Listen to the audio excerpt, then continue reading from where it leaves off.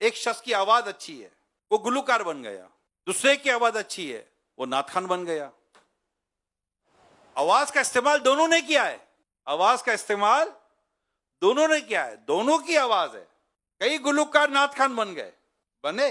انہوں نے نعتیں پڑھی، آواز وہی تھی، بس ان کو یہ سمجھ میں آ گئی کہ یہ اللہ پاک کی نعمت ہے، یہ آواز میں اسے اللہ اور اس کے رسول کی رضا کے لیے استعمال کروں گا، نہ کہ اس کی نافرمانی کے لیے۔ کوئی لکھتا ہے، خطاطی کرتا ہے، اس کو اچھی،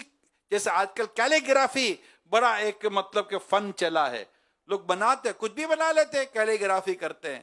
کوئی اس فن کو رب کی رضا کے کاموں کے لیے، اپنے رب کے نام کو لکھنے کے لیے استعمال کرتا ہے، خوبصورت انداز سے اللہ پاک کا نام لکھتا ہے، خوبصورت انداز سے پیارے مصطفیٰ کریم صلی اللہ علیہ وسلم کا نام لکھتا ہے، خوبصورت انداز سے صلی اللہ علیہ وآلہ وسلم لکھتا ہے، اللہ اور اس کے رسول کا نام لکھتا ہے، اور اچھی اچھی باتیں کوئی اپنی قلم کے ساتھ لکھتا ہے اور لکھا ہوا رکھتا ہے، انشاءاللہ اس کو ثواب ملے گا۔ اور کوئی اسی فن کو ایک ایسی جگہ یوٹیلائز کرتا ہے جو اس کے لیے شرعاً جائز نہیں تھا۔ میں اس کی مثالیں نہیں دینا چاہتا آپ کو، قلم اس کے پاس بھی تھی، قلم اس کے پاس بھی تھی، مگر اس نے اس دی ہوئی نعمت کو رب کی رضا کے کاموں میں، رب کی خوشی کے کاموں میں استعمال کیا، اور اس نے رب کی ناراضی کے کاموں میں استعمال کیا۔ یہی کسی کے پاس عہدہ ہوتا ہے، کسی کے پاس منصب ہوتا ہے، کسی کے پاس پاور ہوتا ہے، وہ اسی پاور کو، اسی منصب کو، اسی عہدے کو اللہ پاک کے رضا کے کاموں میں استعمال کرتا ہے، اور کوئی اس کے اگینسٹ استعمال کرتا ہے۔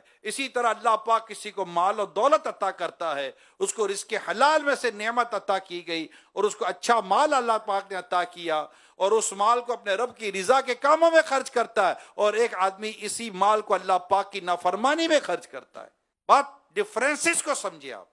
میں فرق کو واضح کر رہا ہوں۔ آنکھیں ہیں، کوئی گناہ کر کے آنکھوں والی نعمت کی ناشکری کر رہا ہے، گناہ کر کے، اور کوئی نیکی کر کے اس کا شکر ادا کر رہا ہے۔ تو نعمتوں کا شکر ادا کرنا اور اس بات کا ڈر رکھنا